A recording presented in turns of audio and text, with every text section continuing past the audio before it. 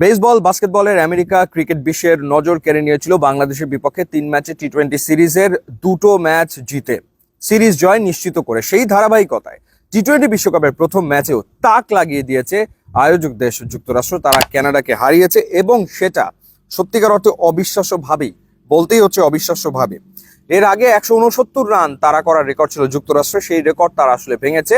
194 run তারা করেছে এবং সেটা 14 বল হাতে রেখে, 7 উইকেট হাতে রেখে। অ্যারন জোন্সের কথা আলাদা করে বলতে হয়। অ্যারন জোন্স, যিনি 40 বলে অপরাজিত 94 রানের ইনিংস খেলেছেন, 22 বলে তিনি 50 করেছেন এবং 10-10টা ছক্কা তিনি মেরেছেন। টি-20তে ঠিক যে ধরনের ব্যাটার প্রয়োজন, অ্যারন জোন্স যেন একদম সেরকম একজন ব্যাটার। এবং তাকে সঙ্গ দিয়েছেন আরও একজন প্লেয়ার, তার নাম হচ্ছে গুজ, যিনি 50 করেছেন 39 বলে, কিন্তু প্রথম 25 বলে 25 রান করেছিলেন, তারপরে আসলে স্পিড আপ করেছেন।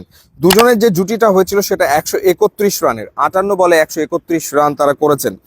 এবং তারা যে রান তুলেছেন ওভার প্রতি 14.29 হারে, মানে এটা চিন্তা করা যায় মানে কিভাবে তারা রান তুলেছে। শেষ যে 13 ওভার, সেই 13 ওভারে যুক্তরাষ্ট্রের প্রয়োজন ছিল 150 রান।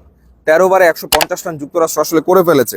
কারণ প্রথম 7 ওভারে কানাডা বেশ ভালো বল করছিল, প্রথম 7 ওভারে মাত্র 45 রান তুলতে পেরেছিল যুক্তরাষ্ট্র, কিন্তু তারপরে ম্যাচের সিনারি কমপ্লিটলি চেঞ্জ করে দিয়েছেন অ্যারন জোন্স এবং গুস। তারা যেরকমের ব্যাটিংটা করেছেন, টি-20তে এই অ্যাপ্রোচটাই আসলে ভীষণ রকম দরকার।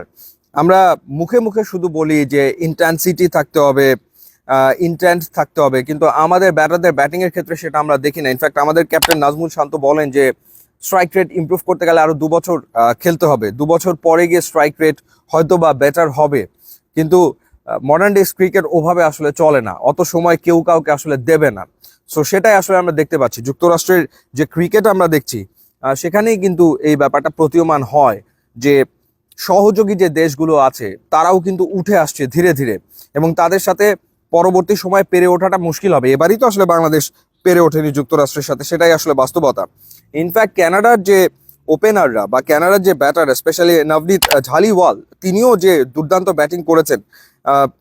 বলে 43 রানের জুটি আসলে হয়েছিল কানাডার, এবং টুর্নামেন্টের প্রথম 50টা করেছেন আসলে ঢালিওয়াল। 36 বলে তিনি 50 করেছেন, এবং এরপরে নিকোলাস কার্টন, তিনিও দারুণ ব্যাটিং আসলে করেছেন। সো সহযোগী দেশগুলো আসলে উঠে আসছে। তারা টি-20তে যে অ্যাপ্রোচটা দেখাচ্ছে, মানে সেই অ্যাপ্রোচটা বাংলাদেশ আসলে টি-20 ক্রিকেটে দেখাতে পারছে না। সমস্যার জায়গাটা এটাই। তো অ্যাপ্রোচটা দেখানো খুব জরুরি, ওই এগ্রেসিভ ক্রিকেট খেলাটা আসলে জরুরি। তা না হলে আসলে এই অন্ততপক্ষে টি-20 ফরম্যাটে ভালো করাটা সত্যিকার অর্থে বিশাল মুশকিল হয়ে যাবে। এবার আপনাদেরকে জানিয়ে রাখতে চাই যে স্বাস্থ্য সুরক্ষায় আপনার পাশে আছে কেজিএন মেডিকেল লিমিটেড। দ্রুত ও নির্ভুল স্বাস্থ্য পরীক্ষা এবং বিশেষজ্ঞ চিকিৎসকবৃন্দের মতামতের ভিত্তিতে আপনার স্বাস্থ্য সেবার দায়িত্ব নিচ্ছে কেজিএন মেডিকেল লিমিটেড। এবার বলুন তো, আমেরিকার পক্ষে কি আসলে ভারত বা পাকিস্তানকে হারিয়ে গোটা বিশ্বকে চমকে দেওয়া সম্ভব কিনা? আমেরিকার ক্যাপ্টেন কিন্তু বলেছে যে তারা ভয়ডরহীন ক্রিকেট খেলবে ইন্ডিয়া পাকিস্তানের বিপক্ষে, এবং অ্যারন জোন্স আগেই বলেছেন যে ইন্ডিয়া পাকিস্তানকে হারানোর জন্যই তারা আসলে মাঠে নামবে বা হারানোর চেষ্টা আসলে তারা করবে।